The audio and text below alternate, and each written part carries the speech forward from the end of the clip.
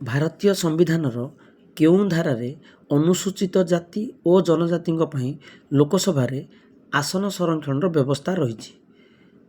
ଧାରା 330। ଆମର ପ୍ରଶ୍ନଟାକୁ ଭଲ ଭାବରେ ଦେଖିବା।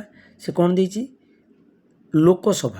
ଲୋକସଭାରେ ଧାରା 330 ସେଥିରେ ଅନୁସୂଚିତ ଜାତିମାନଙ୍କ ପାଇଁ 79 ଆଉ ଜନଜାତିମାନଙ୍କ ପାଇଁ 41ଟି ଆସନର ବ୍ୟବସ୍ଥା ରହିଛି। ଭାରତୀୟ ସମ୍ବିଧାନର କେଉଁ ଧାରାରେ ଅନୁସୂଚିତ ଜାତି ଜନଜାତିଙ୍କର ବିଧାନସଭା ଆସନ ସଂରକ୍ଷଣର ବ୍ୟବସ୍ଥା ରହିଛି? ଧାରା 332। ଧାରା 332ରେ ବିଧାନସଭା ପାଇଁ ଆଉ ଧାରା 330ରେ ଲୋକସଭା ପାଇଁ ବ୍ୟବସ୍ଥା ରହିଛି। ତେବେ ରାଜ୍ୟ ବିଧାନସଭାରେ ମୋଟ ଅନୁସୂଚିତ ଜାତିମାନଙ୍କ ପାଇଁ 24ଟି ଆଉ ଜନଜାତିମାନଙ୍କ ପାଇଁ 32ଟି ଆସନର ବ୍ୟବସ୍ଥା ରହିଛି।